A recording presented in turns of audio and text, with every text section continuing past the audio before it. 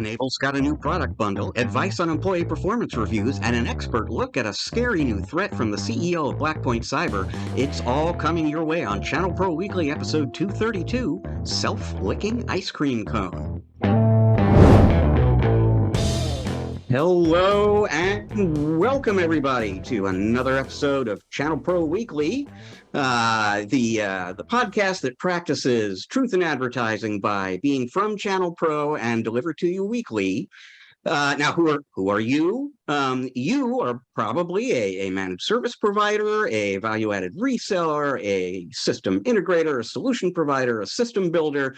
If any of those terms sounds familiar, you've stumbled into the right place or come back here again to the right place, and we thank you for doing that.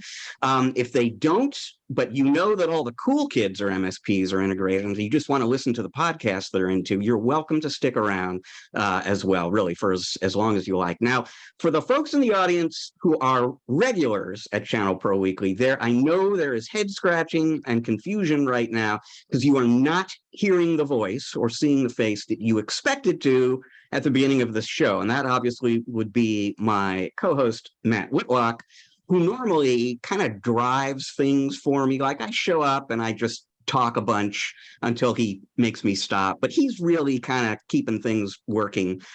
He's on vacation this week. I'm sure he is soaking up sun and drinking way too much, way more than he should right now, and I encourage all of that strongly. But he left the keys to the car behind with me, and I am now driving. And I'm just telling you, if you're into train wrecks, you're into plane crashes, hang around a little bit, because I do not know where we are going over the course of it, but let's just see. It'll be interesting. And thankfully for me and you, I am not alone, because I am joined by a returning guest host on this program. He is the president of Teracloud, a provider of cloud solutions, managed services, and more, with offices in Florida and Texas.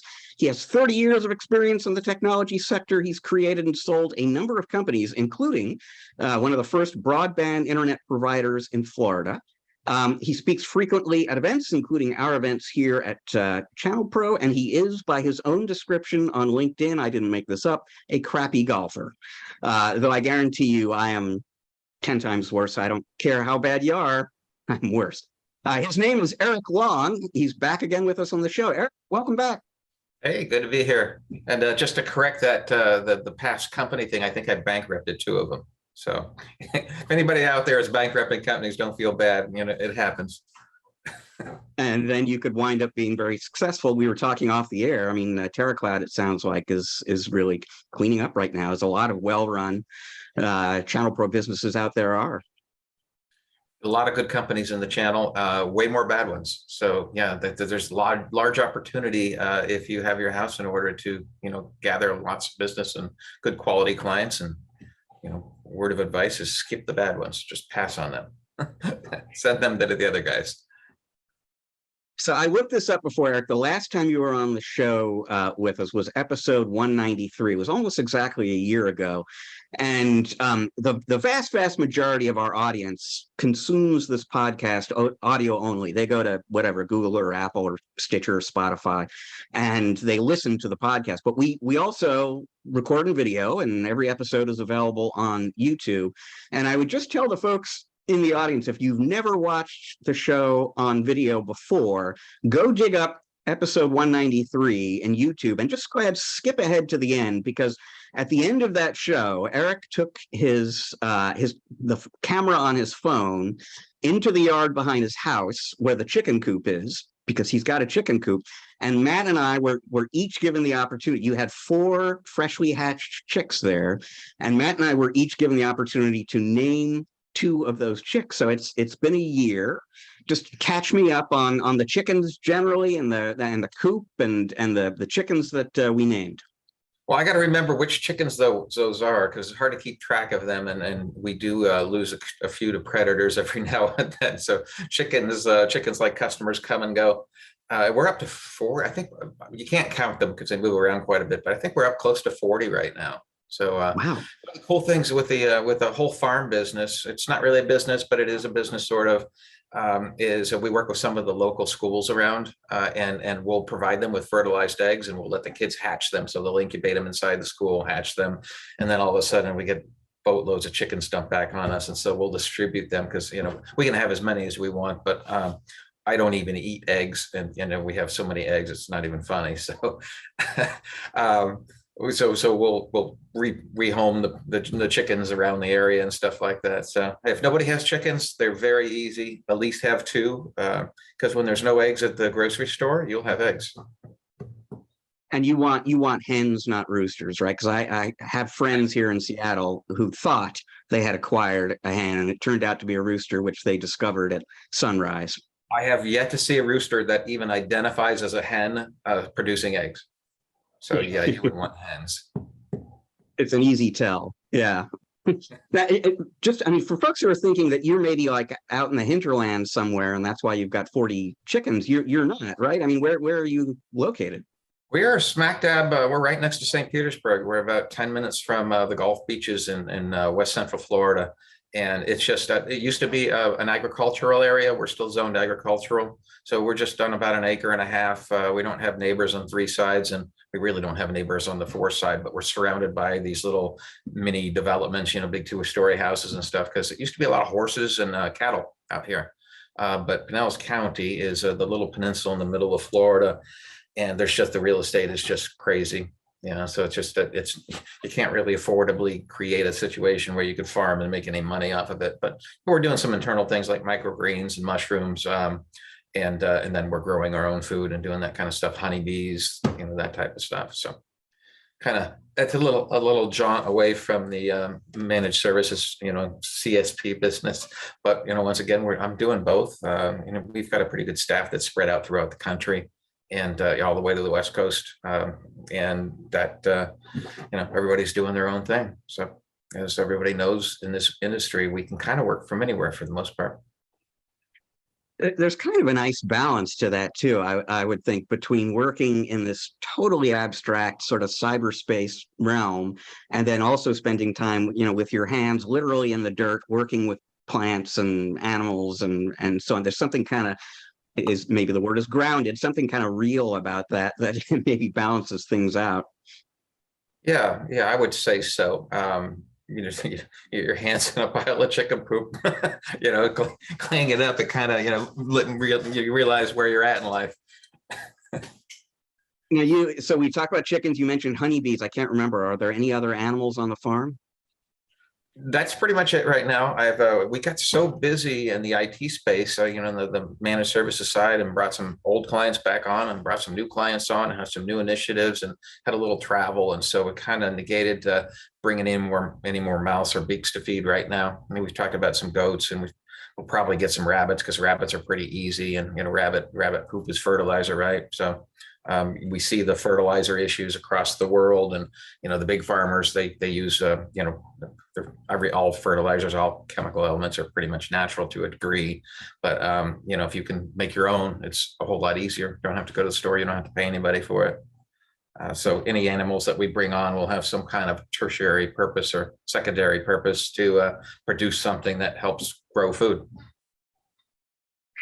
So Eric, the last time we saw each other face to face was in February. We both attended Nerdio's conference in Cancun, which I can say now, by the way, because whenever I brought this up, earlier in the year, Matt sort of accused me of lording it over him for having been on this boondoggle to Mexico. But he's not here, so I can go ahead and reference Cancun. But I remember a conversation we had. So earlier memory. You had a conversation with Matt at some point in which, according to Matt, you were really kind of upset about Microsoft and the whole new commerce experience thing, because you are, it says cloud in the name of the company, and you were very early to going all in on cloud, and you're heavily invested in the Microsoft cloud. So that affected you a lot. And Matt said, man, I was talking to Eric, and he's really kind of ticked off about this. And then I saw you a few months later in February, and brought it up just to kind of see what you were thinking about. And it sounded to me like you had reached a point of I don't know if resignation is the right word, or acceptance. It's like, it is what it is. We're going to get through this, and I'm not quite so enraged, about it anymore. So I'm where are you now? Now that it's been 5-6 months since we last spoke, what's your thinking about new commerce experience? Well, it's funny because it's a continual conversation through the industry with Microsoft, with our disti partners and things like that. And they just moved the goalpost again. They just pushed off the dates for NCE adoption. It's a risk reward thing. We are not, we do sell Microsoft Office 360 or M365 services and Dynamics as a line item. So we can true those up and we can't really true down obviously anymore with NCE. That customer, if they're going on the annual commit to save that 20%, they're in there for the year. What we don't have any data on yet is what happens when I have a 400 user client that just says, okay, we're closing our doors, and they're at the beginning of their agreement. What is Microsoft willing to do to adjust that agreement down instead of making us hold the bag? So right now we're holding the bag. We hold the bag on Azure, and their monthly spend, because we're billing some of our clients in arrears. Our Azure virtual desktop implementation, we're billing in advance. We don't bill those in arrears. We calculate our cost, bundle them with margin, and monitor our spend closely, but the customer pays the same thing every month based on their user count. So I don't have a lot of risk there. But we do have risk with some of the IT organizations we're working with, the back-end IT that has workloads, lift and shifts and things like that into cloud, where, we are billing into arrears. And we're billing at 12%. 12% is actually a much better number than a lot of people get. We get a few bucks more than that in some other programs and incentives from Microsoft, but that's a 1 month risk, or 2 month risk, depending on how long you let AR go. With the NCE stuff, we're sitting here and, if somebody's early into their agreement, they signed a 1-year agreement, or I don't think anybody's going to do the 3-year option, but if they sign a 1-year agreement and they terminate early, and, we're not going to have 1,000 licenses. We're SMB. We're going to have 20 or 30 or 50 or 100. So I think where I'm at right now is it's an acceptable risk. I have some problems with them not allowing us to transfer that spend to another client that maybe we're bringing on to replace that the client. I don't think it should be net new revenue for Microsoft just because it's net new, right? I think they're going to have to build a mechanism in to address that. But it's a monolith of a company, and it's like dealing with the board, trying to get through to somebody that actually can make those changes. I think is a community effort. I think we all speak up. We use the distributor leverage, and let them speak on our behalf. We use our trade industries associations, things like that, and help that they get our message. And Microsoft finally hears what what our concerns are, down at the low end. Microsoft Inspire, the Microsoft Partner Conference, is next week as we're recording this here, and they are holding that online only again this year, and I'm sure that is mostly for COVID related safety and prudence kind of reasons, but it also has to be at least a little bit convenient for the Microsoft executives not to be face to face with 25,000 or whatever somewhat frustrated partners for a few days. It's a little bit easier to do this remotely. I don't know what the reasoning is behind that, because there's certainly been very large events in Vegas. Number one, I choose not to go to Inspire anymore. It's too large of an event anyways, and trying to accomplish anything from a business goal is very difficult, unless you're having one-off meetings with people. I met with my PDM there a few years ago when we were a managed partner, and that was fine. It's just flying to Vegas and spending 3 or 4 days in a hotel just to have that one meeting, and then milling about with thousands of other people trying to get a meal or do whatever. It just wasn't that.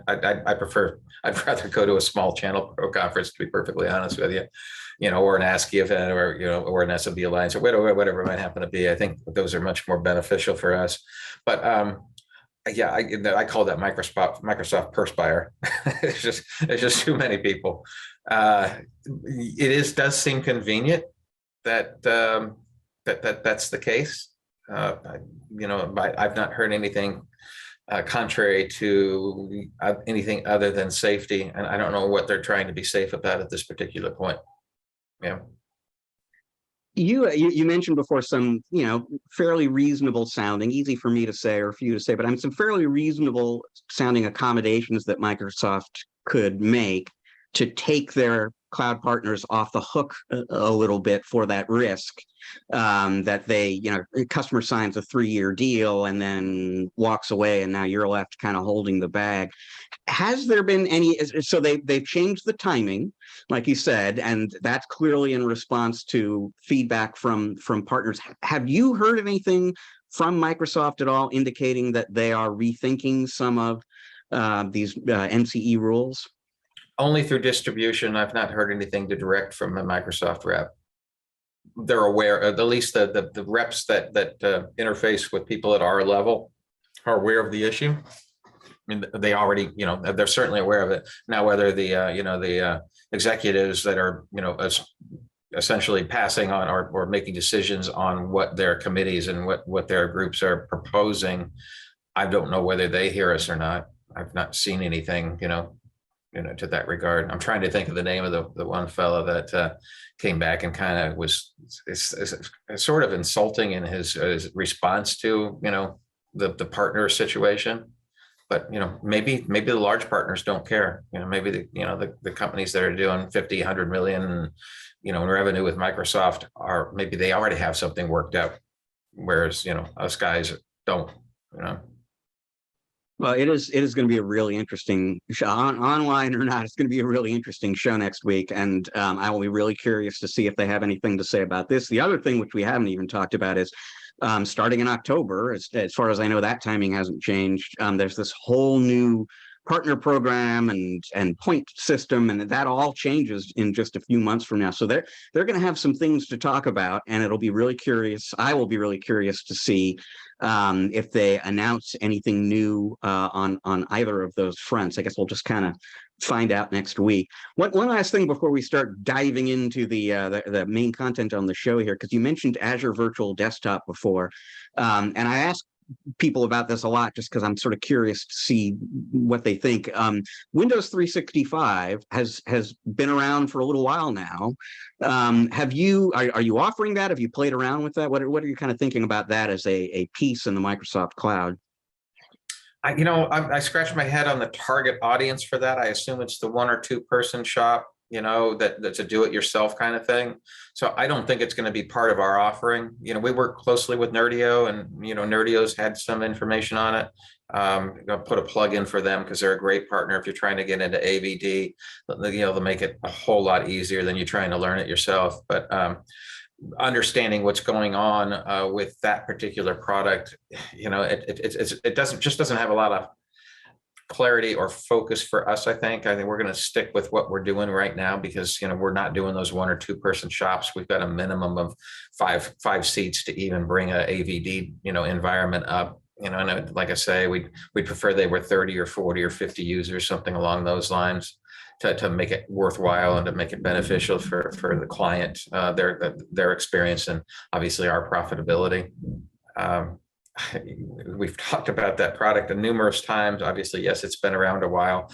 I've talked with many other CSPs, and I don't know anybody that's actually using it. And I don't know what Microsoft's direct numbers are with it. I think it's more of to me, it would be more of a direct play, somebody that wasn't spending any money on professional services, or, didn't want to, obviously engage somebody like us to assist them with it. That's where I put it. That's where I would position it.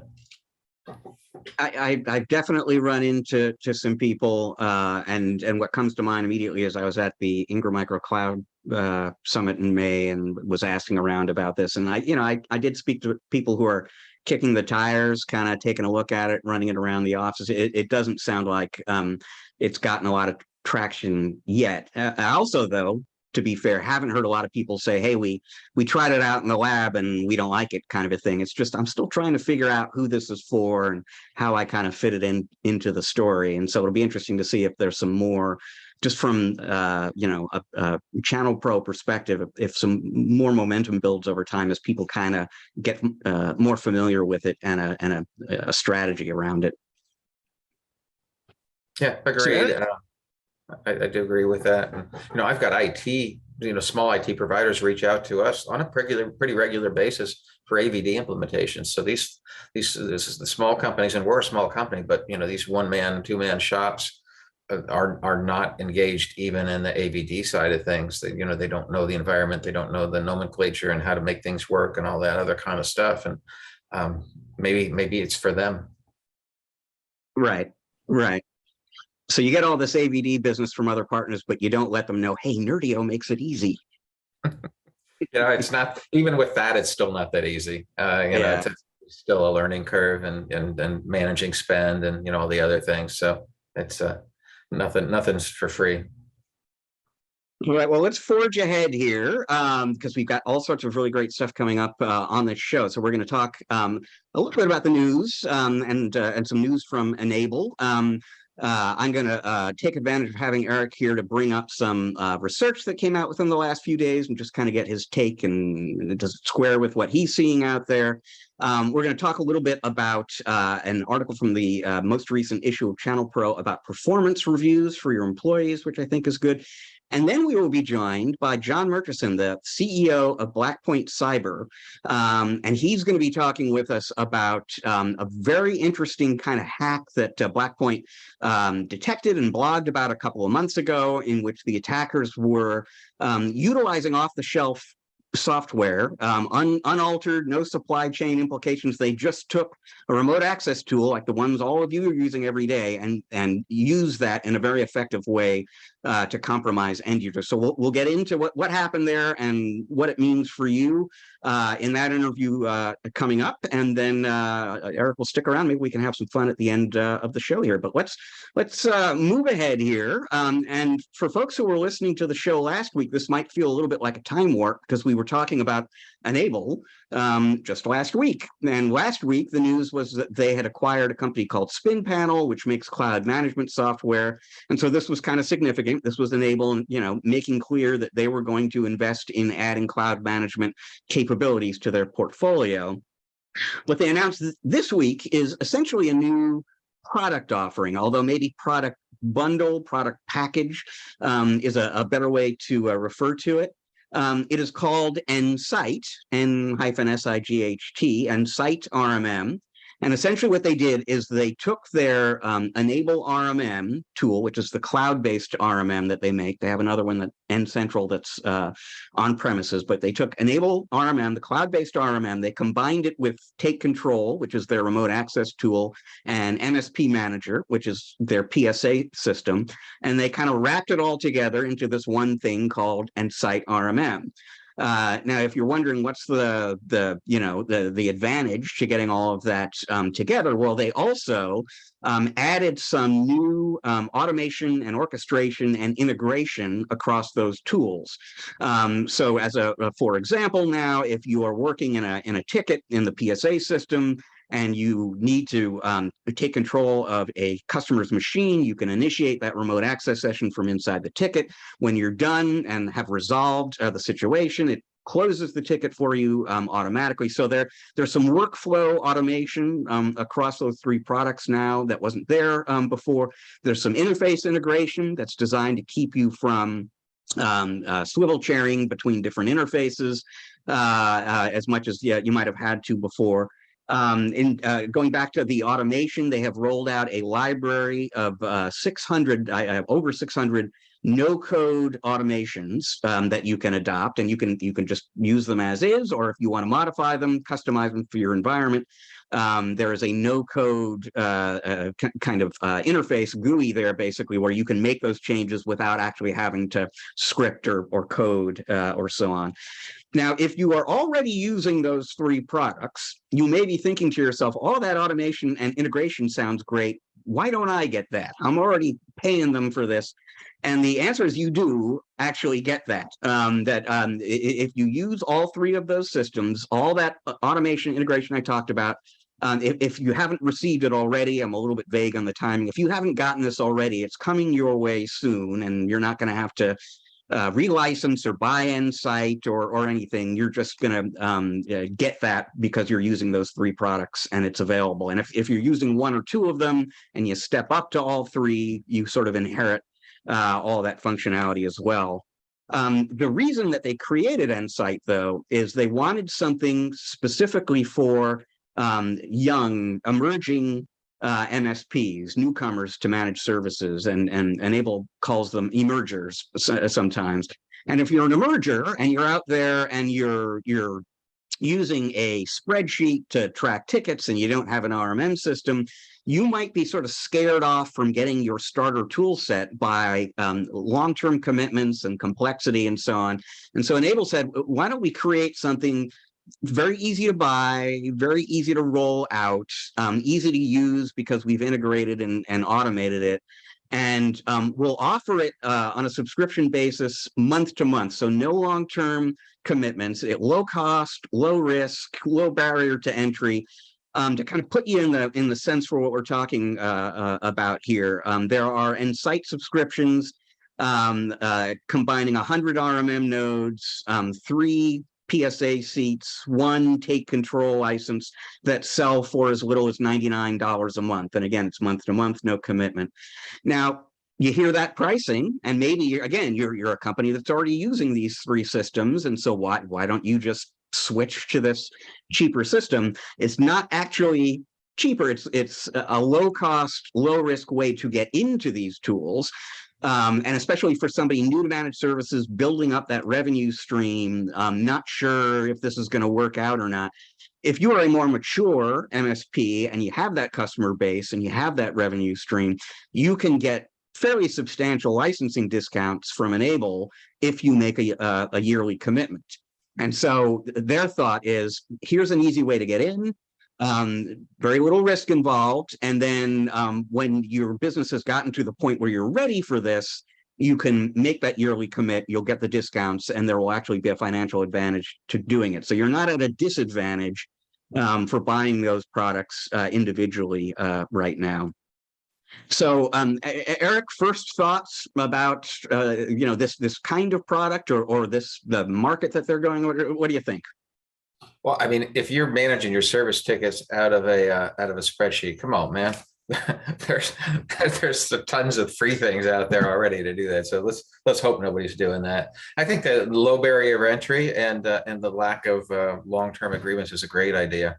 And we don't actually, we're relatively mature, and I don't sign anything with long-term agreements any longer. I mean, we're doing month to month on pretty much everything, unless there's a financial advantage, which they're starting to do that now. Starting to, obviously, we just had that Microsoft discussion, but they're starting to discount, or you'll pay a premium if you're going to be month to month with no commitment. But, getting started, especially in today's environment, and not having, some kind of commitment, I think is a good thing. And I think, if you're a 1 or 2 man shop, you should have some systems in place. Actually, you can do work. If you're going to automate and track and bill and do all those kind of things inexpensively, not have a long-term agreement, I'd make the argument you can do the work of 3 or 4 or 5 people with 1 or 2 people. Yeah, so the ROI on that, whatever, $99 bucks a month can actually be pretty substantial. I'm less familiar with them. I think that Enable describes this Insight offering as an alternative to Atera, ATERA for folks who don't know them, Synchro, Ninja One. There was a table on their website where they were kind of comparing, here's what we give you and what they give you, and I'm not going to get into the middle of that. But I mean, from your standpoint, are there other offerings, bundles out there that are sort of like this, like appealing starter kits for younger MSPs? Yeah, you just mentioned them.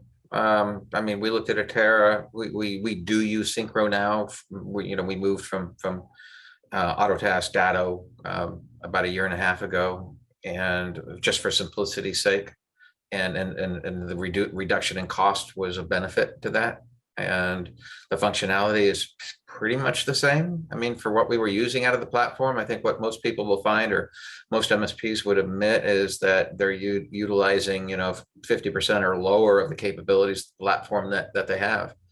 And even with Synchro, we're utilizing, I think, probably a lot more than that, 70-80%. But there's things that it does that we don't like. There's things that we'd like it to do that it doesn't. But you're going to find that in every platform. So I would do my due diligence. And I say this every time I'm talking to somebody that's just entering the market. It's been around a year or two or whatever. Go sell, find some customers, make some money, and then let the back end stuff work itself out, because you're not going to make any money implementing RMM or making really cool templates or all that kind of stuff. So if you can sell and get some income, that's obviously first and foremost. But to my point earlier, that you can, via automation and via being proactive, do the work of what would be a larger team in a break and fix practice. So two quick final notes before we move on here, and one is, they didn't provide me any specifics, but you're going to see more of these kind of bundled offerings coming. It sounded like they had some specific ideas in mind. That's in development. And you're also going to see, so that there's, automation, orchestration, integration involved in this new solution that they're putting out there. That is a big point of emphasis for them right now. They kind of hinted, they didn't get into the details. They did sort of very loudly hint that you might see some more automation integration between Cove, which is their data protection suite, and tools like Insight and Central coming, quote unquote, in the very near future. And that won't be the last of it. This sounds like something that they're really going to be spending a lot of time on in the months ahead. So I'm sure there will be more automation integration news coming from Enable as we move forward in the year. Moving forward on the show here, though, Eric, I saw some research yesterday as we were recording this, and I thought, I've got a cloud guy as my guest host on the show. I'm going to take advantage of that and just get a quick read from him on this. And this was posted, research conducted by the Cloud Security Alliance, nonprofit organization all about cloud security. And they went out and they surveyed a bunch of end user organizations out there, and 67% of the businesses that they talked to, so essentially 2/3, said that they are already storing sensitive data in the public cloud, despite whatever kind of security concerns. So, there's a lot of sensitive data being stored in public cloud environments right now.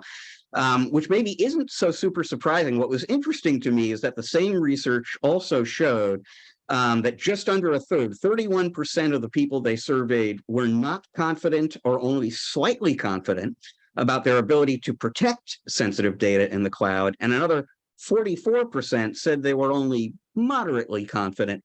That adds up to 75% of the businesses out there putting sensitive data in the cloud, even though they're not terribly confident that they can actually protect it. So apparently the anywhere, anytime access and the economics of the cloud, all of that is compelling enough that even though it might get stolen or ransomed, et cetera, we're going to just go ahead and do it. What are you seeing along these lines in your customer base? Well, I don't know who did that survey. I think you mentioned it early on, but I think most SMB clients don't really get what the cloud is. They think the cloud is just something that's out there in the nether that's accessible by everybody, including those on the dark web, whereas it's really just infrastructure and applications that live just not on premise. They just happen to be somewhere else. So I don't think that, I think the cloud terminology is all fine and good. It's created a bunch of hype, and, I want to move to the cloud because of the transportability or the ability to access anytime, anywhere. But we had access anytime, anywhere, even when the workloads were on premise, right? I think a data protection strategy for cloud data is as much, if not more, essential than any on-premise workloads. Like, they probably are on par with each other, I would say. We make sure that we back up to external systems. For an example, Microsoft OneDrive, Microsoft SharePoint, Microsoft 365 Exchange Online, all that kind of stuff. We take that data and we put it somewhere else. And so we don't really have the 3-2-1 rule like we have, running an on-premise BDR, where we've got 2 copies on site, 1 copy cloud. So it's a different strategy, but it's still, we back up outside, and we'll say Microsoft because that's the gorilla in the room. we back up the data that's contained there elsewhere so we can recover it to somewhere else if we ever had to. Not that we don't trust Microsoft, but if you look at their, their licensing agreements and their data responsibility, the onus goes back on the shared responsibility model that they've created, that their lawyers created to protect them. So I think you've got to have the same kind of strategies, as the same thought process to make sure that data is protected, just the same way we would with data loss prevention and all the other things that go with working with data, regardless of wherever it is. And then, our model really, it captures and protects that data regardless of where it is. And many of those clients, it's a mix. There's cloud data, there's on-premise data, there's people taking data home. There's data on assets that may be disconnected from the network for a couple of weeks because they're on vacation in Tahiti. There's less of that now, obviously, with connectivity being so prevalent everywhere, and at least in many places in the world. But if you're on safari and in Africa, you're probably not going to have great connectivity, so you may have taken a chunk of stuff with you, and so we would want to protect that as well. So I think the strategies are all similar, and all the implementation might be a little bit different to protect that data. As I'm listening to you, it makes me kind of take a second look at that data from the report. 75% of the businesses out there are up to moderately confident they can protect data in the public cloud, and it makes me wonder. So if a lot of these businesses don't really understand what the cloud is, I mean, maybe what that survey data is telling us is they're not confident about their ability to secure data anywhere. So it might not be a cloud specific thing, or it might be cloud specific, and maybe there's a misunderstanding about how inherently secure or insecure the cloud is. I mean, my take on this for a long time has been, these cloud providers, the hyperscalers, the Microsofts and the Amazons and the Googles, they are far from perfect, but they can probably afford better security than the average company can in an on-premises environment. I mean, I don't kind of see why without some of the careful strategic thought you were talking about, that there's anything inherently insecure or less secure about the cloud. But what's your feeling about that? This idea from these end users that I'm not so confident I can actually protect that stuff in the cloud.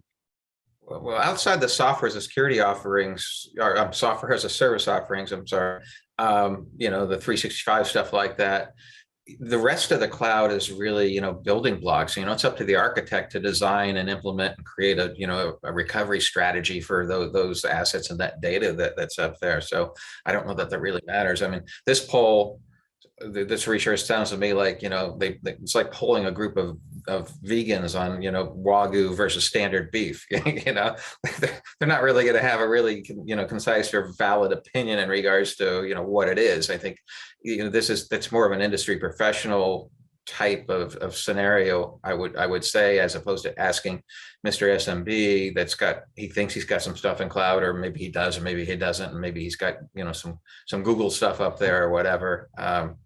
It requires a professional to understand what's going on, and to make sure that that data is protected.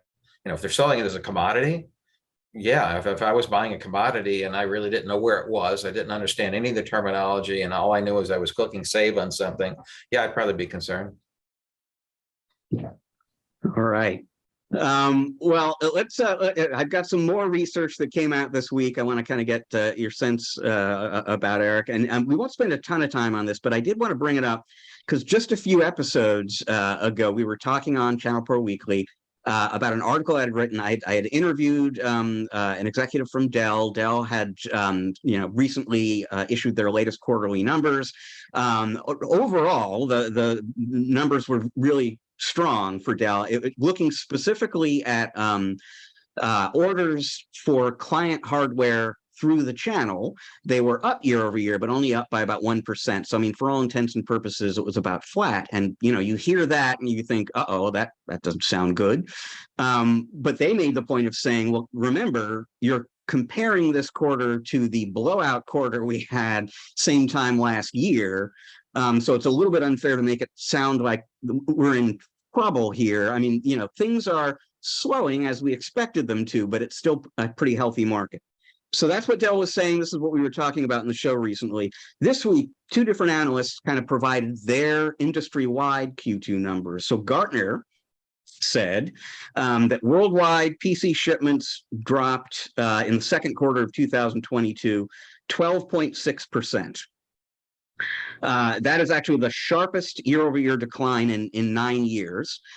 Again, you have to kind of keep in mind how fast PC hardware was still selling somewhat unexpectedly in the second quarter of 2021. The other thing, though, that Gartner pointed to, which really didn't come up as much in the conversation with Dell, is all the stuff we are painfully familiar with, geopolitical instability because of the war in Ukraine, and inflation and supply chain disruptions, all the stuff that is just kind of making life difficult and raising the cost of everything. It is creating some downward pressure on sales, particularly among consumers right now, and that's getting reflected in these numbers. So 12.6% year-over-year decline in PC sales, according to Gartner, in Q2. The next day, very next day, Canalys, another analyst, came out with its numbers. They said that sales were down 15% year over year. They too cited inflation. They actually pointed to another disruption that Gartner didn't mention, but I'm sure would endorse as an issue, which is just that we've seen all sorts of COVID-related lockdowns in China in recent months that have further disrupted the supply chain. That's been an issue as well. Interestingly, though, Gartner didn't kind of break out the PC numbers at a more granular level. Canalys did. They said overall PC sales down 15% year over year. Notebook sales down 18.6% year over year, and desktop sales up 0.6%. And they too said, you know, that healthier sales on the commercial side than on the consumer side, regardless of the form factor.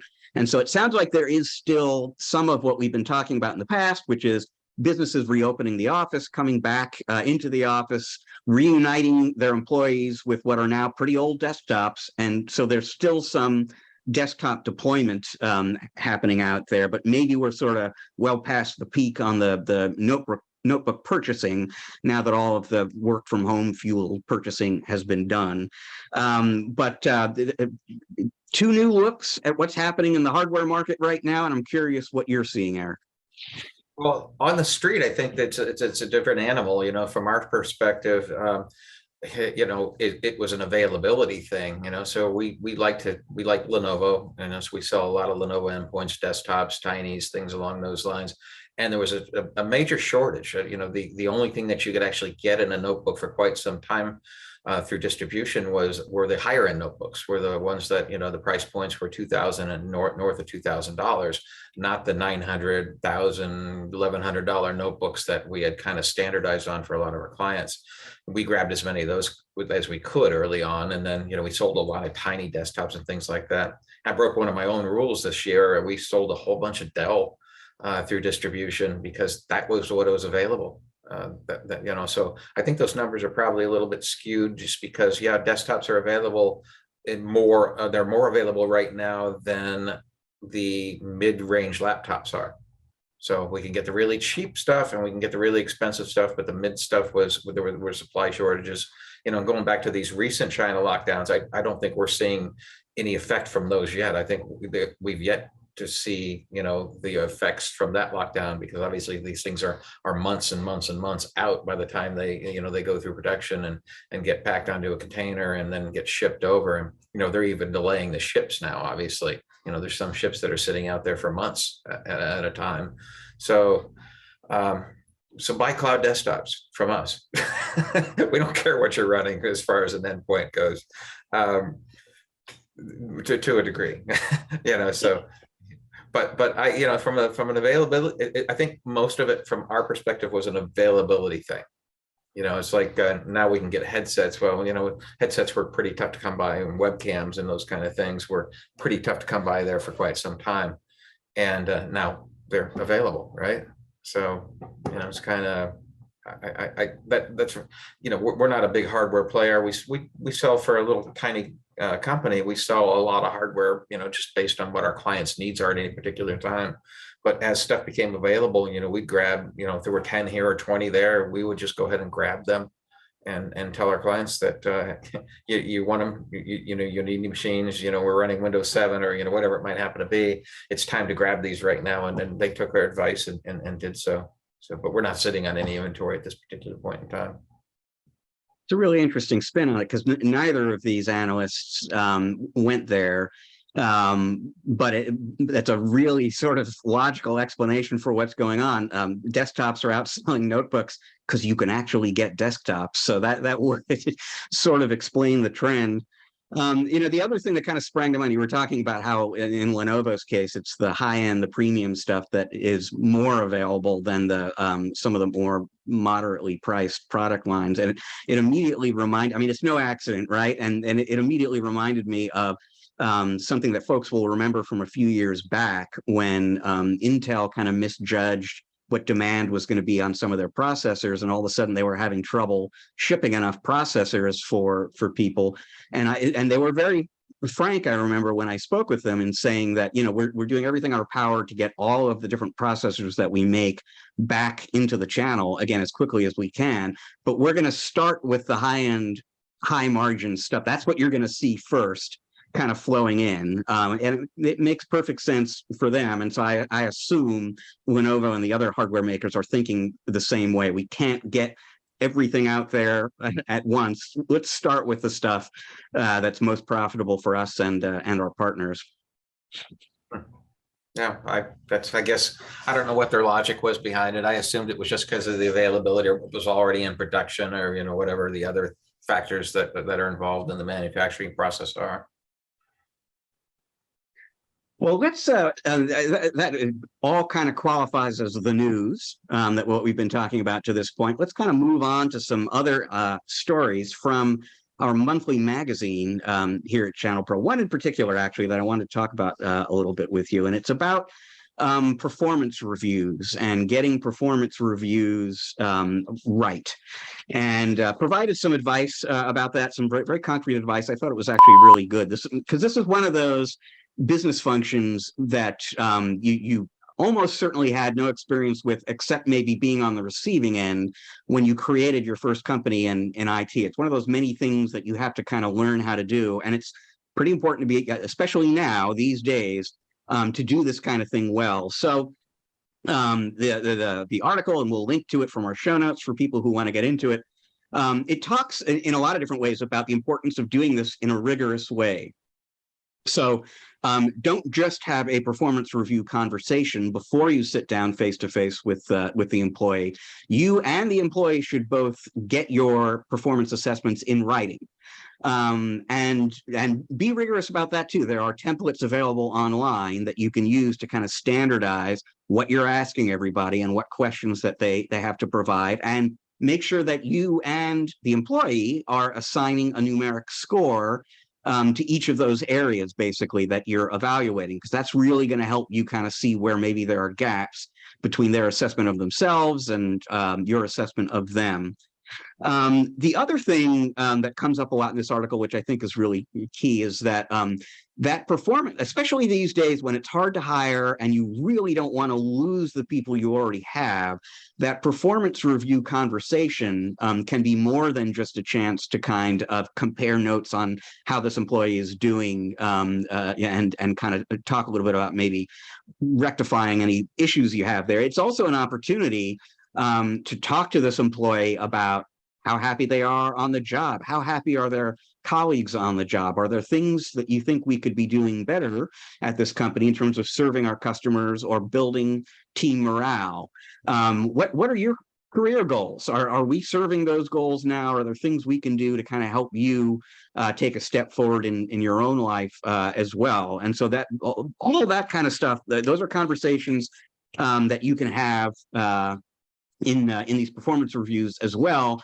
that's going to help with your employee retention, and it'll help with retention because it will make those employees feel like their feedback is something you care about, and you're listening, and you are trying to help them grow individually and help the company grow.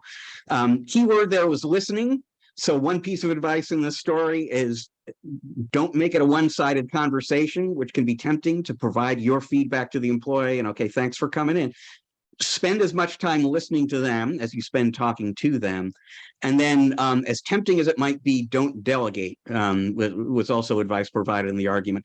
And what they really meant is whoever is directly responsible for managing that employee should be doing that employee's performance review. And so if that's you should be doing it. If you have managers reporting into you and employees reporting into that manager, then it's those lieutenants, those managers of yours who should be doing the performance review. But the direct manager is the one who should be having the conversation. Eric, any thoughts on this advice or advice of your own about performance reviews? God, no. I was hoping you were going to ask me any questions in regards to HR. I am the world's worst person when it comes to managing or interacting with employees. So I typically defer that to somebody else. We did downsize a bit over COVID, not intentionally. We kind of kept everybody for a while, and then we had some attrition mid last year, and I ended up having to do some of those things myself, and I am just not good at it. So anybody out there that's listening that is great at doing employee performance reviews, God bless you.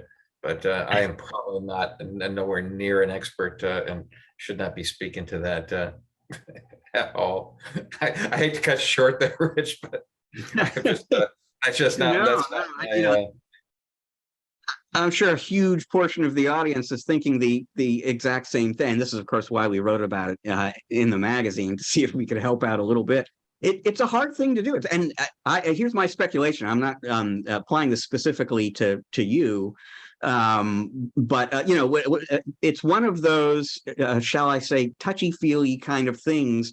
So there are a lot of introverts in and a lot of shy people in technology, and this is one of the reasons why a lot of folks say sales and marketing is a challenge, and cold calling. It's just I'm not good at that. I don't like doing that, and this is one of those areas where there's some people skills involved, and you're not just sitting down, face to face with somebody and having this kind of conversation. There could be some unpleasant news that you have to deliver, and that's really hard to do. I mean, this is not an easy thing for anyone to do.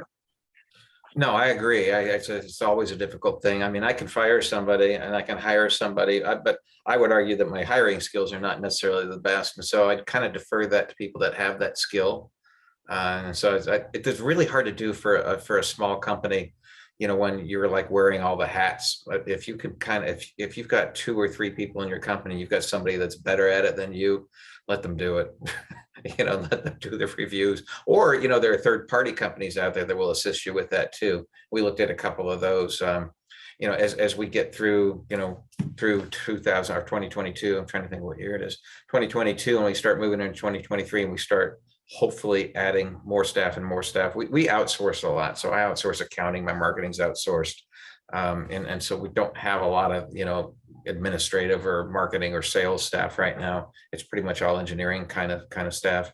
But if we do start going down that road again, then I wouldn't do it myself. I would farm that out and, let somebody else just deal with it. So you have to understand where your skill set starts and where it stops. And it definitely stops at HR.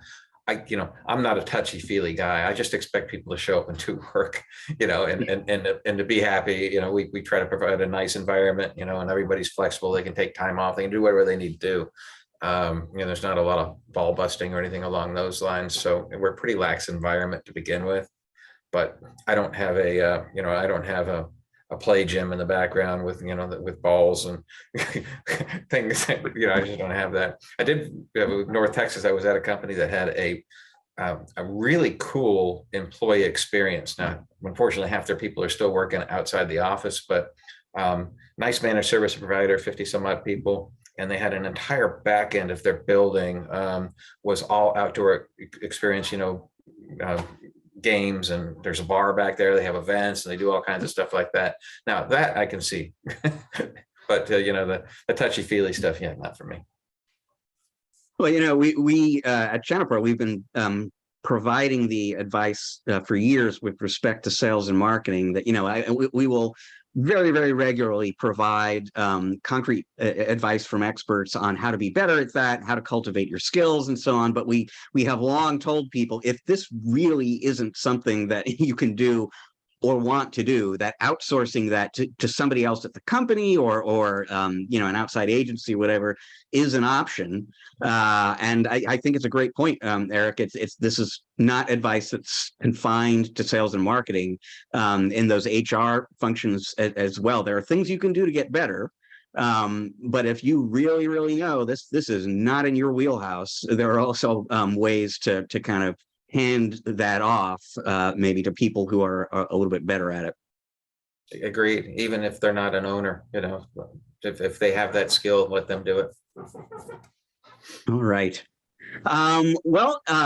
Thank you very much for all of that, Eric. That was all really, really great. And stick around because we are about to have a conversation with Jon Murchison, the CEO of BlackPoint Cyber. Very interesting conversation coming up here, folks, about a particular kind of offensive technique that BlackPoint observed a few months back that involved people taking advantage of tools that you're using with your customers every day to compromise end users out there. And Jon is going to join us to talk a little bit about what happened. It's going to provide some advice about what you can do about it and some morals to this story a little bit. That is all coming up after the break. Stick around. We are going to be right back with Eric Long and Jon Murchison.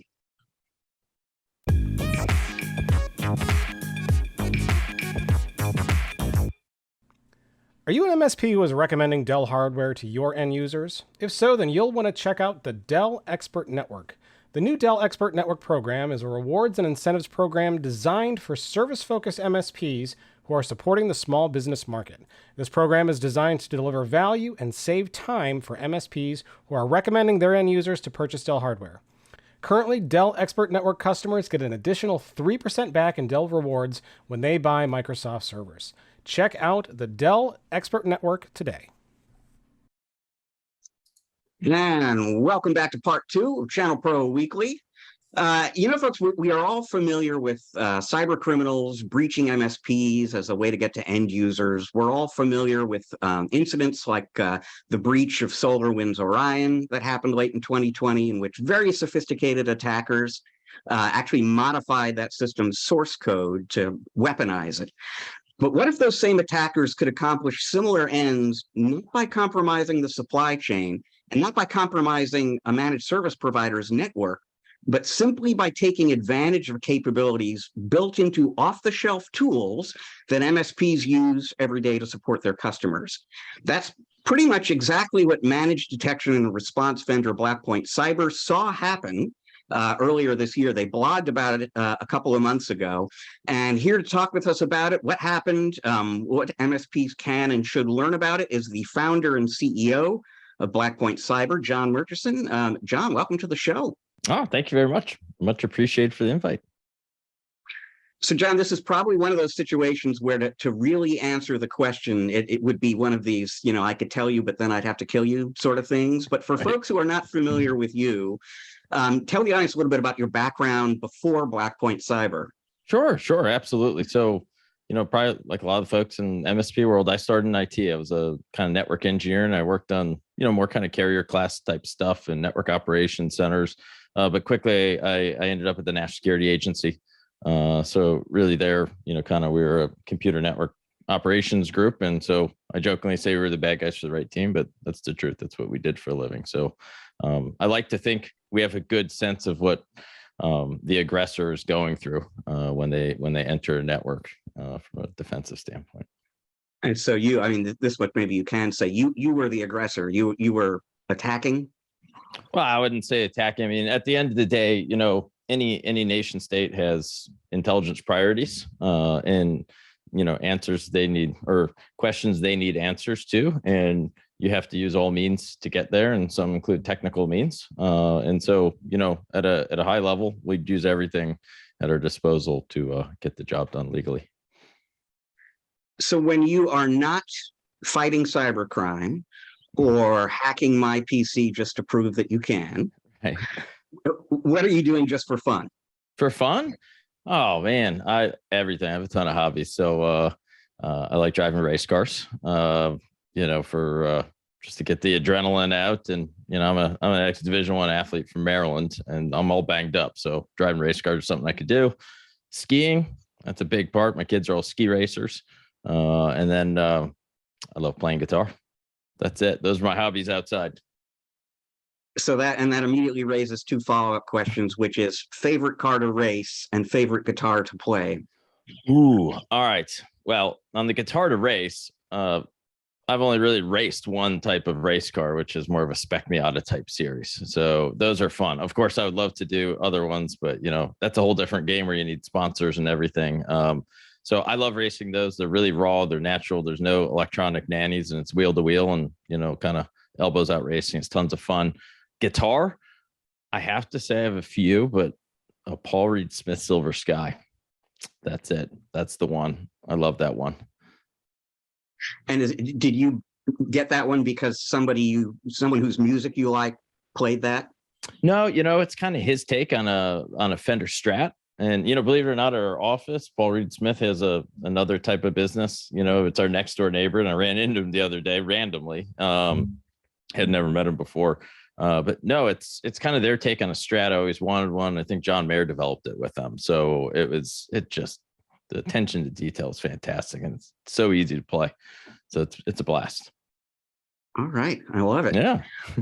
Let's get into this phenomenon, this hack that you folks detected and then blogged about a little bit. And my understanding is it was difficult once you kind of began seeing this. It was a little difficult to kind of trace back exactly how the attackers got into the network. And so presumably it's one of the usual ways they bought stolen credentials on the dark web or something like that. So they got in. It's what they did once they were in that was really kind of unusual in a slightly scary way. So help folks understand how this hack kind of unfolded. Sure. Yeah, many times the initial access vector, like how you got in, it's usually pretty easy to figure out. But sometimes, we have a big issue, believe it or not, in our cyberspace where folks partially deploy agents, right? Which is a big problem. They do it to save money, even though it's kind of against the T's and C's. But it really can make sometimes your initial visibility, not great. So listen, you really have to operate with an assume a breach approach. The big difference between a nation state and a threat actor group, cyber criminal type group, is nation states will just keep going and going and going till they get in. They'll use human means and technical means and you name it. But once you get in, to be honest, a lot of the tradecraft you see is largely the same. Where this one differed, okay, so the bad guys are in the network. What we were seeing, we had a running joke. Almost every breach we saw, the kind of backdoor to use for command control, laterally spread, execute new things, was always Cobalt Strike. Right? Our pen testing tool community, love them to death, but to be candid, they've armed the enemy. That's what they use the vast majority of the time. Okay. And I don't know if it does more harm than good or not, but it is the state of things. So it was a running joke. It's always Cobalt Strike. When we get nation states, obviously they have their own stuff, which is pretty cool. In this case, what's happened is AVs and EDRs got better over time. What happens is, the more spooky the techniques, process hollowing, injecting memory, doing whatever you're doing there. The automated tools are getting better at catching them. So what you've watched over time is hackers move more and more and more to live off the land tools and techniques. And so in this particular case, and this ended up being the Black Cat ransomware group, I think we released a report May 10th or something like that. Microsoft released one the next month, which was a great report that they put out. These guys use three primary products in free trial mode. One was, if I remember correctly, Soft Perfect Network Scanner, total software deployment, and a free trial of Screen Connect. And I want to call out up front that ConnectWise was awesome. When we connected them, they snuffed it out right away. So they're actually really, really good and on top of things there. But when you think about it for a second, as an IT professional, what does your management software do? It allows you complete control over the end machine. You can install what you want. You can uninstall what you want. And so when you can get initial access somehow and not trip your automated AV or EDR tools, and by the way, 86% of our responses, no alerts from those tools or involvement. Only 14% we get mostly partial alerting. And it's not a knock on those tools. It's because people are moving to this live off the land stuff. You get in, you put a legit IT tool, they're all whitelisted, nothing's bad, right? And so it's really a smart hide in plain sight. And they did a couple other things. For a while there, we were seeing ransomware groups heavily obfuscate, like, base 64 encode their command line arguments in PowerShell. But now, if it's too encoded and funky looking, everyone flags on it. So they said, forget it. We're just going to be really loud. We're not going to obfuscate anything. And we're going to write our ransomware in Rust so it can execute so fast. So it's pretty much like, yes, I'm ransoming you. Stop me. You can't. It's too fast. So this is why in the kind of, I don't really like the term, but in the kill chain, if you're catching it at the very last stage, right when it's getting ransomed, honestly, I call that a bit of a failed defensive, because it's kind of like deflecting a cruise missile 50 feet outside the door. Like, you can still get blown up. You know what I mean? So that's kind of what happened in a nutshell with this particular group. They're a dangerous group, and they're skilled. I was impressed with them.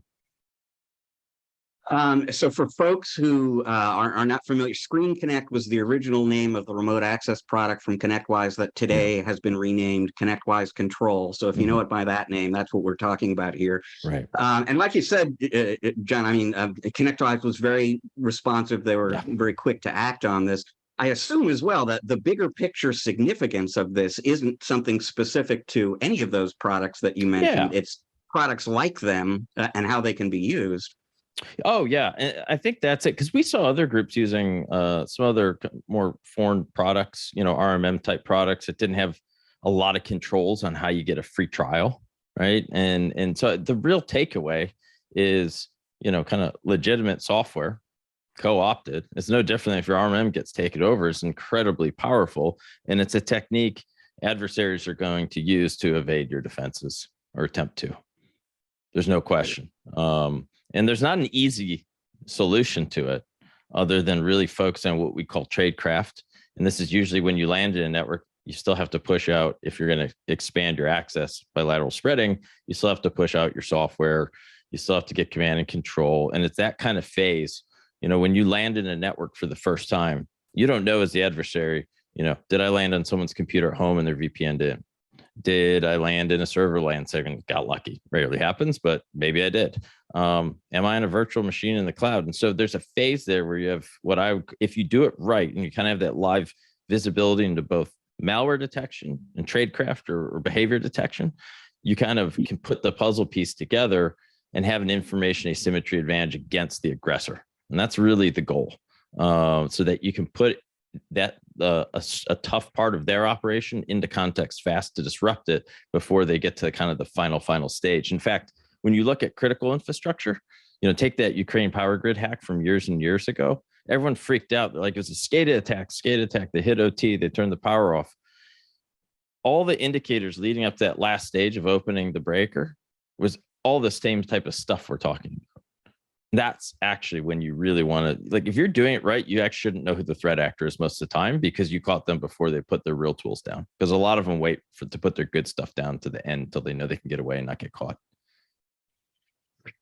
There's a piece of this I want to understand a little bit better, because when you mentioned a little while back that it was a free trial version of these products that we're using, my untrained mind just sort of said, well, they're that cheap, right? We'll just use the free version and save on the licensing.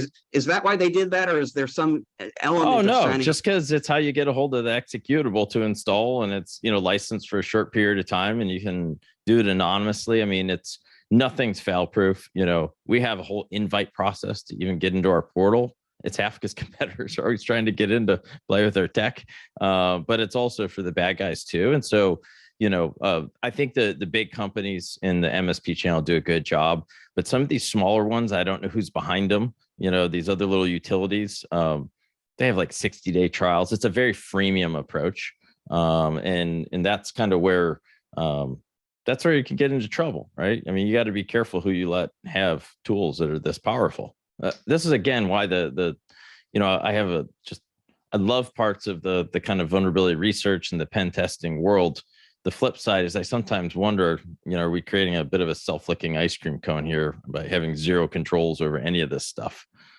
Because we're on the receiving end of the bad of it, and that's pretty much all we see. We rarely see any cool tools people made themselves, unless it's nation states. You know what I mean?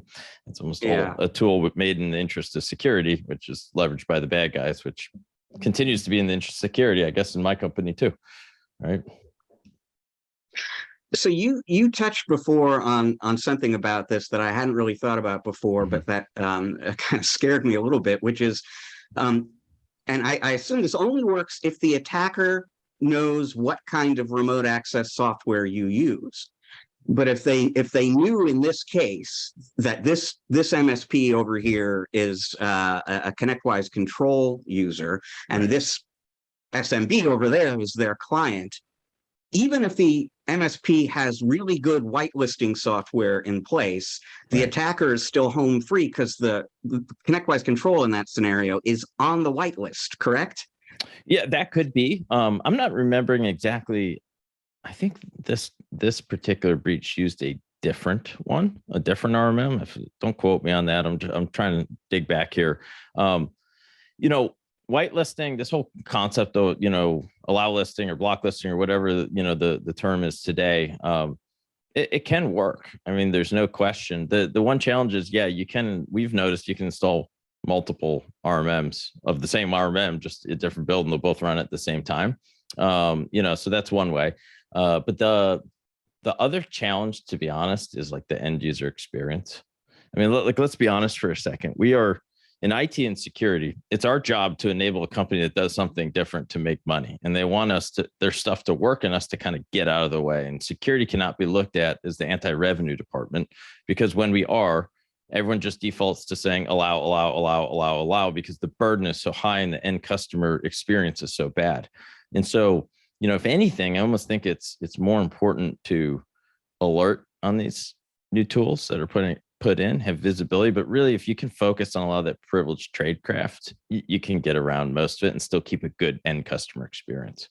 And that's that fine line of, in the security world of balance, because at the end of the day, we're the help for someone to make money in their primary line of business. And we need to understand our role in this ecosystem. Part of what struck me about this when I was first reading about it is it's not, at least I think it's not one of those situations where, okay, there was a vulnerability in a product, like a 0 day or whatever, and it's been detected and now we patch it, end of problem. It's almost like there's nothing to patch here because they were using the tools the way the tools were designed to be used. Right. So you said ConnectWise was right on top of things. I mean, what were they able to do to kind of make this what they were able harder? to do is really snuff out the validity of that license, so that product wasn't weaponized in that environment, which was great, right? It's like, imagine if you revoke the licenses. Now you can't log in, you can't control it, you can't push software out with it. So that was really, they did a great job there. We can't say anything bad about it because they did a good job, and it was the right thing to do, and they did it, and they did it quickly. So I think, our industry, in my opinion, has a real big challenge in how to kind of test the validity and efficacy of various security approaches. And everyone thinks, like, I'm going to double click some malware, and does this tool catch it or not? Or it's going to double click, run some fake malware and try and download something from the internet. And I think it's an approach that has some validity, but I also think it's a really ignorant approach that has a complete lack of understanding of how this is done in the real world. And what I mean by that is, whether it's red teaming, a lot of times you're getting someone to double click something for you to get the operation started. There's rules of engagement to say you can't throw this exploit and that, because let's be honest, a lot of exploits blue screen boxes and reboot them maybe once or twice, and then it works the third time. And so the challenge is, we have to build security framework that is not only looking for malware, but that kind of privileged activity going on across the environment. And when those two worlds come together, and then you have context, whether it's an, kind of overlaid on a network map. So I know this is a on-prem user, this is cloud, this is a remote user who's VPN'd in. That's when you can kind of build this intelligence picture, what's really going on in the network. Because if you ask a software engineer, and I'm generalizing here, so I don't want to get beat up over this, to catch a hacker, they're almost always going to write some sort of software to catch what they would build as a hacker, which is the backdoor and the code execution techniques. That's called antivirus, right? If you ask an IT guy who's turned hacker, who, by the way, on the keys, I think they're the best ones because they're just really good at it's basic stuff, right? When you land in a network, if you have IT fundamentals, broadcasts are not passed between subnets. What does that mean? You can't just see other subnets. You as an adversary have to probe, have to port scan. I have to try creds and other machines. These are all opportunities for the defender to catch you. This is that information asymmetry advantage. And that's one area I think, if there's a takeaway from this, is when you think about your detection model, don't get overly wrapped around just the malware piece. Because again, back to the stat, and this isn't a marketing stat, this is right from our SOC. 86% of our responses in the past 12 months, this means bad guy was in the network and we had to take him out. They all ran AV. 70% of them ran EDR, in addition to kind of our EDR like technology in our service. They weren't involved. Like we stopped the Hafnium group last year, like months before people are writing about this particular technique and campaign. This is Chinese nation state, our best guess on that. These guys were evading 2 top tier EDRs that were both installed. There wasn't a single alert in any one of them. Their malware wasn't even showing up in the running process list. They're redirecting through US residential proxy infrastructure to hide their tracks to make it look like they're coming from a home cable modem. How do you catch that? Well, those 2 tools, one of which I think is one of the best in the game, from an automated standpoint, completely whiffed. Okay, that makes sense. These guys have a team of people trying to evade it and have plenty of time to practice. You catch them when they steal a cred and they try and use it and they try and interrogate the domain controller, when they try to mount $ shares, because this is the same thing the ransomware guys do when they get in. And so it's that nuanced approach, bringing those 2 worlds together, that I think is the takeaway that you need. It's not just saying, all these apps are good, everything else is bad. It's an approach that could work. Don't get me wrong, it can work, but it comes with a pretty big tax, especially as you get to scale and a tough end customer experience. Eric, I want to bring you in here because I've been asking a bunch of questions from the perspective of somebody who writes about the industry, but I'm just curious what your kind of take on this, what your thoughts are at this point. And I don't know if you were familiar with this, before the interview or not, but I'm just sort of curious, what are you thinking about, wondering about in terms of what this could potentially mean for you and your business? Well, to John's point, back to the whitelisting side of things, that can be effective. And it's always a blend of different security apps. And once we've learned our customers' networks, we know what's going on in them. We know what to expect. And then when we do lock those networks down, if something new comes up that looks like an anomaly, we're going to detect it. Hopefully most of the time. Now, can we defeat a nation state? Probably not. Realistically, those are tools that we don't know anything about. But the tools that we're talking about, Screen Connect, that was a pretty well-known exploit. And we lock our internal systems down. So if somebody were to obtain the credentials and defeat MFA per se, our RMM tool, they're not going to be able to, unless they know the IP addresses that we're coming from, we're not going to be able to execute any of those applications. They're not going to be able to do remote control, those types of things. Smart. So, in our true zero trust environment, that it requires a lot of work up front, but it pays off in the long run. And so we see, changes, little minute changes that, something might call, a browser might call a PowerShell command. Well, why is it doing that? So those are things that we pay attention to. And we have a blend of vendors that we use. Unfortunately, BlackPoint's not one yet. They certainly could be. But the zero trust model, the true zero trust model, seems to be effective for us so far.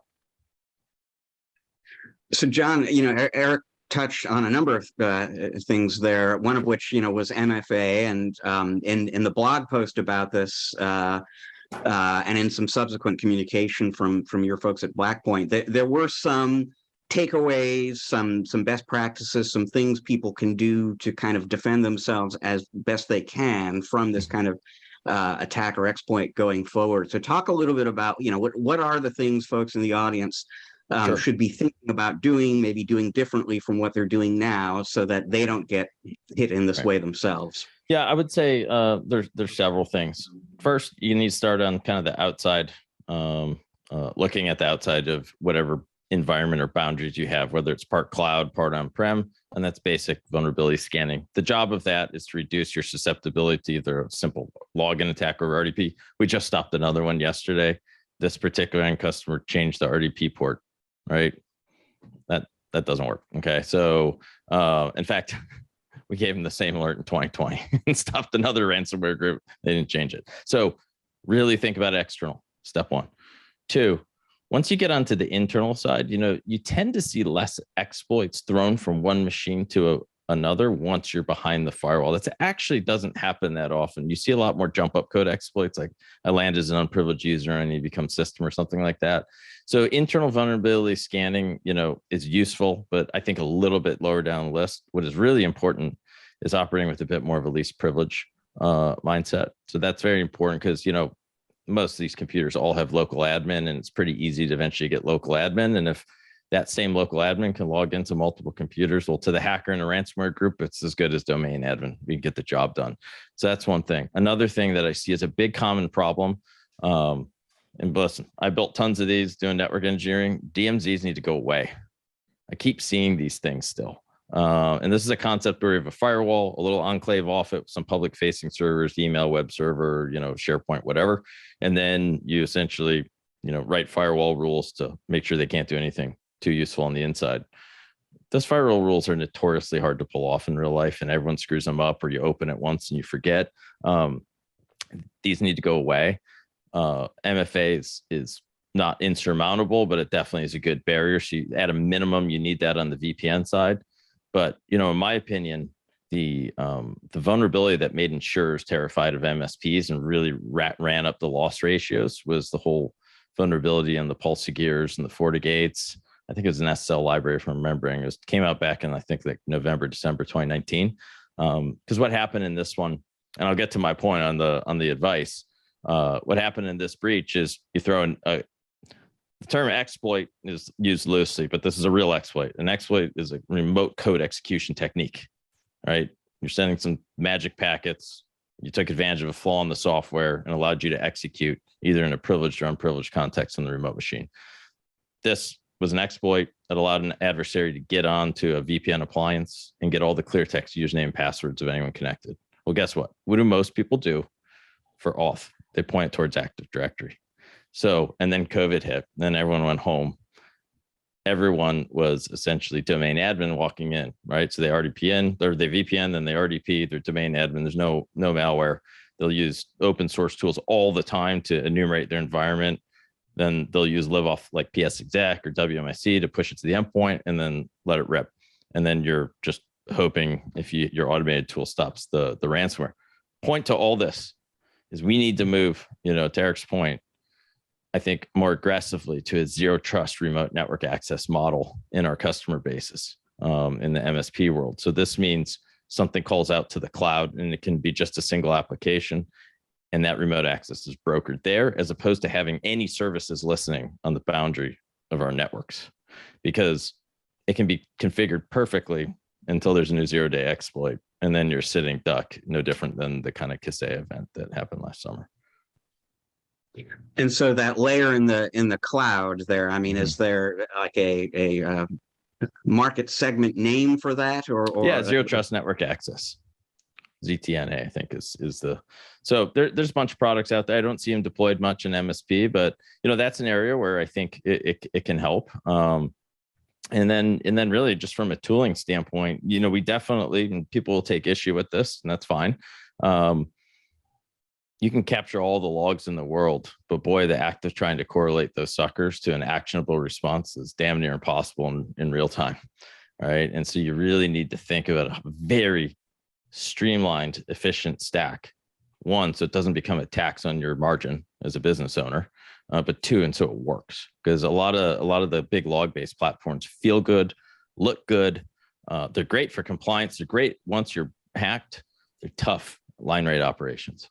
And so I think it's important not to get too drunk on I'm, CMMC level, whatever, compliant. And, I have this a kind of SIEM-based platform. I think that I see this a lot where, people flex all the time. I have this and that. And I've never met a hacker in my life that cares what compliance framework you're compliant. They care if you patched that vulnerability in the last 24 hours or not. So details matter in this game for sure. They totally matter, because that's what the bad guys take advantage of. Yeah. You can have all the logs you want. You know, if you've already been compromised, it's like the police showing up at the scene of the crime to write the report. Yeah. It doesn't really do you a whole lot of good. Yeah. Like if you have ransomware canaries and there's no hammer to say the canary fell over, we've got to kill whatever killed the canary. Like it literally just tells you, I'm being ransomed. Thank you. They'll figure that out in about 30 more seconds. You need to isolate that device right then and there. Yeah. So as soon as that machine starts getting encrypted, it should just be shut down. Yeah. But it's like the monitor, in the bank. I'm just a bank monitor. I don't really do anything. We saw another one. We don't see this one a lot, even though it's kind of a clever technique where instead of like calling a Microsoft crypto API, you essentially create an encrypted zip directory and you just cut and paste all the files into it that you care about, right? And then you take that zip directory off the machine. It's kind of the same thing. It's pretty effective. Or people use BitLocker. They re-BitLocker you. That one's hard to defend against for sure. This is, I might be setting you up for a somewhat self-serving answer here, but I actually kind of want to know. So 86% of what you folks are detecting is getting by whatever your clients are using out there. Right. And so the implication of that basically is it doesn't matter how you've constructed your particular security stack. Right. If it doesn't include something managed, something outsourced, if you don't have some kind of third-party SOC, analyst team, if you're not leveraging that as well, right, you really just don't have a complete stack. I mean, is that part of the I would say, anyone that knows me, they know I'm not going to be a self-serving, just selling up here. It's just not my style. So at the end of the day, listen, how many companies in 2022 can operate when their IT environment's down? Right? There's very little, right? We're mostly just-in-time production, just-in-time delivery. That's why manufacturing and logistics gets hit the worst when things go sideways. So to leave your company's fate in the hands of only automated tools, you're playing with fire there. It's literally like saying, like, I have a forward operating base in Afghanistan. No need to have those guys up all night patrolling the perimeter. I got some automated stuff and we're going to hope it's good. It's just not realistic. So I think the key is, if you outsource it, one, it better not be just malware focused. It better not be just a log repository. It's got to smartly blend malware tradecraft detection, and there has to be a hammer, a 24/7 hammer that can stop it. Now, if the company checks all those boxes, good. I think that's big picture. The cost isn't that much for the cost of when it goes sideways. And to be honest, just with the insurance world, the losses, I just spent the last week in London, meeting with the big carrier. So I got a really nice view on their take from the underwriting process. Right. And, London largely pulled out of cyber because the loss ratios were so bad. So, taking these smart pragmatic steps, I think not only are smart business, you're going to have an external influencer, which is going to be any regulations you might have, whether it's HIPAA, PCI or something, or your insurer is going to require it. And let's be honest, like if we're an MSP, our industry is dead if we can't be insurable. It's very dangerous. So we need to just take a pragmatic, non-FUD, details-based approach to securing it. And second, it's also a great marketing piece for MSPs, right? A security-first approach.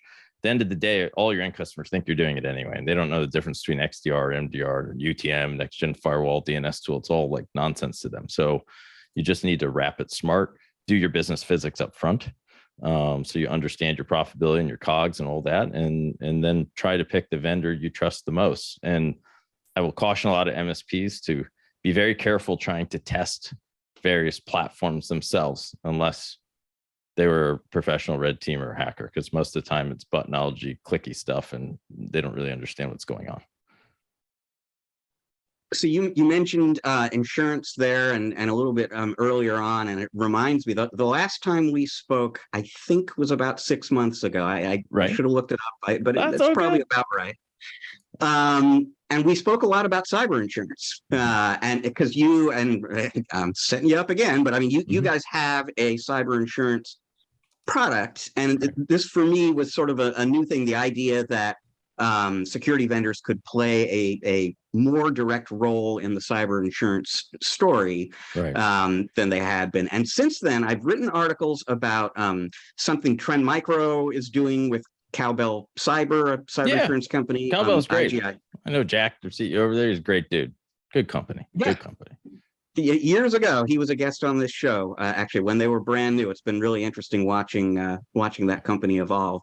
Oh yeah. So Trend's doing something with Cowbell. IGI Cyber Labs is doing something with Cowbell. Much more recently, just a few weeks ago, ConnectWise announced a different kind of thing, but something that they're doing with a cyber insurance broker.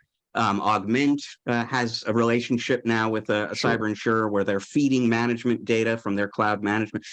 So, from your perspective as somebody who has, already kind of thought about this a little bit and taken a step in a particular direction, what is your sense for where we are headed as an industry in terms of security companies, management companies on the one hand, cyber insurers on the other, collaborating, exchanging data, working together to kind of clean up some of the mess around cyber insurance right now, which makes it so hard for folks in our audience to get coverage for their clients? Yeah. So I think there's several things that are happening, and they're kind of unfolding under us at the moment. So first off, we'd be a fool, and the insurance industry knows this fully. One of the greatest growth industries for insurance is cyber, period. But they haven't figured out how to contain and control the risk yet. So the first step was I'm either pulling out or premiums go up and ransomware coverage goes down. And that's what we've watched to just kind of stem, the bleeding. Now with like companies like Cowbell and Coalition and some of these kind of insurtechs that are coming out, you're going to see more and more requirement for access to like telemetry. And here's the challenge: really easy to do an external vulnerability scan, pretty easy to hook up APIs to things like Azure and 365. Or actually, the engineering to get useful data out of it is really hard. We just went through this with our new product on the cloud response side. But you're going to start seeing more of like that OBD2 onboard diagnostics port. Sorry, I mess up with the database stuff. Where you could plug that in to get safe driver discount sort of thing. I think you're going to see more and more of that. I think vendors are going to see more pressure, especially cloud vendor. Because listen, cloud first approach tends to get you ransomed less from what I've seen. But boy, the cloud is a house of cards when the cloud gets smashed, right? And it can go from like 0 to 0 really fast. So I think you're going to watch more diligence from the insurers to application vendors, that they're not doing pen testing, application pen testing. I think it's far more important, where you're really trying to reverse and break down, reverse engineer a product looking for vulnerabilities like a hacker threat researcher would, to try and find any exploits and patch them up, or vulnerable third-party libraries that you might have embedded. So I think you're going to see more of that. And then I think you're going to see insurers say, listen, you guys have done a great job. We'll insure you. You've done everything. They're going to probably push you more towards CIS a lot. We're starting to see that, which is the framework we love. We hate most all the other ones. Love CIS. Very good. And then lastly, I think you're going to see a thing where insurers say, I'm not going to insure you. If you roll out X, Y, and Z, then we'll do it. And so companies are going to be there anyway. They're going to have to use this type of technology or service anyway. This is where it's going, in my opinion. I agree. Now I'm curious, what makes CIS the framework of choice for you? Oh, it's simple. When I read all these other ones, it's fluffy, pie in the sky, not prescriptive, written through a post-breach lens only. Like, you must have logs. Why? Because no one ever knows what was stolen. CIS actually tells you, broken down by like cloud, on-prem, what to configure to reduce your attack surface. Like they're prescriptive, and this is real security. The other stuff feels good, if you ask me. Following a CIS model, and they have nice mappings to all the other frameworks too on their site. And second, I kind of love them because there's a bunch of ex-NSA people like me there, so I feel like more confidence, and I've seen the output of their work, and I'm like, this is legit, this is real. It's prescriptive. That's why. So I actually discovered something yesterday when I was preparing for this conversation today that I didn't know and probably should have, which is that you've got a podcast of your own. And in fact, for the folks who are watching on video, the name of that show has been in the background this entire time. But I tell folks a little bit about your podcast and what it's about. Much appreciated for the tee up on that one. I didn't know you were going to do that. So yeah, we wanted a podcast that had a few themes to it. One, we wanted to break down kind of technical attacks. We launched something called our Adversary Pursuit Group, led by David Rushmer. He's a former director of threat research for Cylance. Point of this is really to break down current threats and give some pragmatic advice to the MSP community. That's step one. Two, we really believe in elite performance. It was like our ethos in our previous life, and same with this company. And I think there's a lot to learn from other folks that have performed at an epic level in a previous life. So we brought in someone like George St. Pierre, former, multi-time UFC champion. Brought on General Jonathan George recently, B1, B2, U2 pilot, served on the National Security Council and ran nuclear weapons policy for Obama administration. And then lastly, really covering kind of the intersection of geopolitics, national security, and cyber to kind of put this whole thing we're seeing in context, right? I don't think we did one in time, but like the whole Ukraine-Russia thing, I actually didn't think that we were going to see a huge cyber response from Russia. It could still come, but I didn't think. And I know I called it out, when this was going down, because it's really hard when a nation state goes to war. All their efforts get directed towards who they're at war with, and it's kind of dangerous to take on an external front when you have like a huge vigilante army, a good one, messing them up at the same time. I mean, so it's so we try to, we're intelligence professionals for a living, and we did it at the most elite level in this game, and we really try to provide a lot more calm, thoughtful, pragmatic perspective on what we're seeing, because we got a lot of fear mongering going on. We don't need to be fearful. We need to be smart and educated. So the show is called The Unfair Fight. Yes. We will include some pointers to it in the show notes for folks who want to find it that way. Jon, for folks in the audience who want to get in touch with you, want to learn more about BlackPoint Cyber, where should they go? Absolutely. Just go right to our website. There's a button you can click, request a demo, or please reach out to me, and someone will get back to you right away. Super easy. All right. Thank you very much, Jon. Really, really interesting conversation. I appreciate you taking some time out to discuss this with us. Folks, stick around. We're going to take a break here, but when we come back, we will be joined again by Eric Long. Maybe we'll have a little fun. We'll wrap up the show the way we usually do. So stick around. We're going to be right back.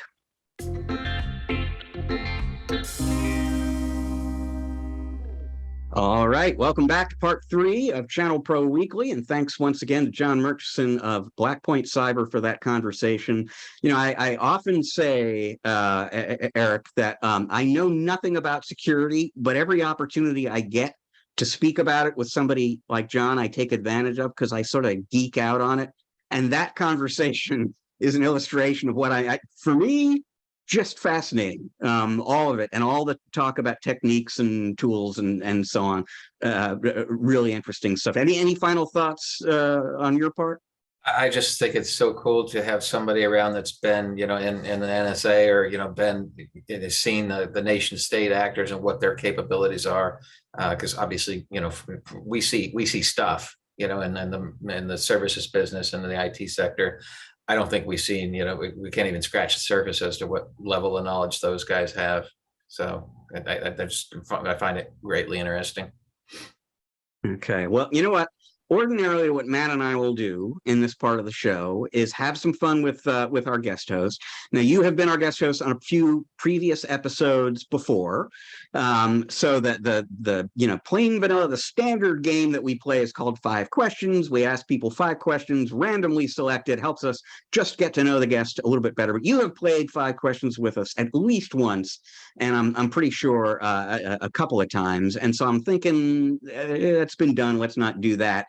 And I came up with an inspiration that something that we can do instead. It popped into my head yesterday. I have no idea why, but I was thinking about Desert Island Discs. Now, for folks who don't know, Desert Island Discs is a radio show. It is on the BBC in the UK. And in fact, I looked this up yesterday. That show, as of January this year, the very first episode of Desert Island Discs was on the BBC in January of 1942. During World War II. That show has been on the air over 80 years. Unbelievable. And the premise is very simple, and I guess this is why it's stuck around. They invite a guest onto the show, and they tell the guest, hey, imagine that you are going to be stuck alone on a desert island, and you only get to bring 8 discs, 8 records with you to the island. What are the ones that you bring? And I will not make you name 8. It takes a whole show to get through 8. So let's just say 4. And if you stop at 3, that's good. You're going to be stuck alone on a desert island, Eric. You can only bring 4 albums. What do you bring? Am I going to be able to play the albums? Yes. Okay, so there's power. Let's assume there's power, at least power, not internet, but you can. LPs? What's that? I have so many questions. Are they LPs? Is it vinyl? All right. Well, the albums are easy because they'd have to be Dark Side of the Moon and probably Yes, anything from Yes, Roundabout, and definitely Nice and White Satin, because it's going to be really lonely and you're going to be contemplating suicide, and that music really helps you, pull the trigger. You're going to kill yourself. And I have to think of something a little upbeat. As far as an album, nobody thinks in terms of albums anymore. It's always just it's a song. It's a song, and everybody thinks in bytes now. They don't really think in LPs, which I'm sad to admit I know what those are. Yeah. Number 4, it'd have to be Copacabana. No, I'm just kidding. No, Barry Manilow. I'm going to stop at 3 because if I have to listen to that music over and over again, it'd be fine. I'll probably be hanging myself off a cliff. So first of all, yeah, I remember albums too, and you mentioned vinyl. I think our audience here, they remember. In fact, I still have vinyl in the garage. I have no way to play it anymore, but I still have music on vinyl, and someday I'll go buy one of those things that lets me tear it off of there. So you mentioned Dark Side of the Moon. That one didn't come to mind, but that's a really good one. The one that popped into my head first when I thought of this was Exile on Main Street, the Rolling Stones the album, and in part because it's my favorite Rolling Stones album, and in part because it's a double album, and it's practically like cheating. I get 2 in 1. And then there was so I have on CD, I have this box set of Thelonious Monk recordings. I'm a big Thelonious Monk fan. And so a box set is cheating, flat out. I can't bring the box set. But there's one disc in that box set that it has this incredible 10-minute improvisation that he did. It just incredibly beautiful. 10 minutes long solo. This is not something that he ever did before or ever did again. And I thought to myself, I want to be able to listen. So that would kind of get me some Monk music in the collection, and I wouldn't have to part from that particular track. And then I don't think I came up with a 4th, but I didn't come up with a specific 3rd, but I was sort of thinking to myself, and I'm not even 100% sold on this, but I would spend some time before I get dumped on the island, and I would find the single best Grateful Dead bootleg I could find, because I think that would put me in a good mood as opposed to the moody blues. I think I would enjoy suicidal music. Not good. I found number 4 would be Boston. That's the very first concert I ever went to back in the 70s, late 70s, and that left quite an impression, and it was an incredible band. So I would do that one too. Was that like a giant, a height of their powers, huge crowd? Well, it was crazy back then. Yeah, it was my first experience with weed. I didn't even have to smoke it. It was just everywhere.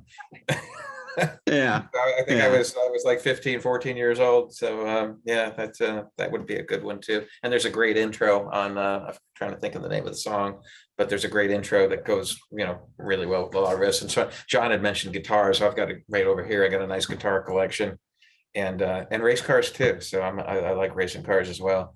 So I'll have to connect with him and make sure we get some guitar and race car driving going on.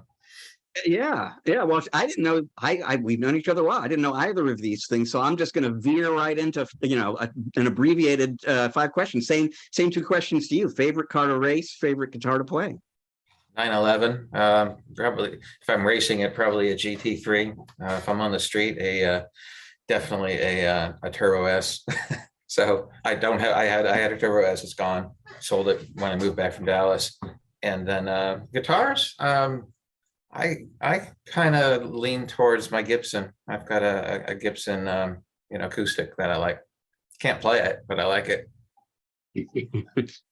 Well, same story here. I have an acoustic guitar. Actually, it's right behind me. As for folks who you can't see it, it's in that closet if you're watching on video. But same story. I've had it forever. I haven't played it in who knows how long. I could probably strum a few simple chords still, and that's really about what I can do there. But it's like everything else in life, you got to put time in it. There's a grand piano sitting right there too, and it's like, okay, you got to find time to sit long enough and do that, and hopefully at one point in my life I'll be able to do it again.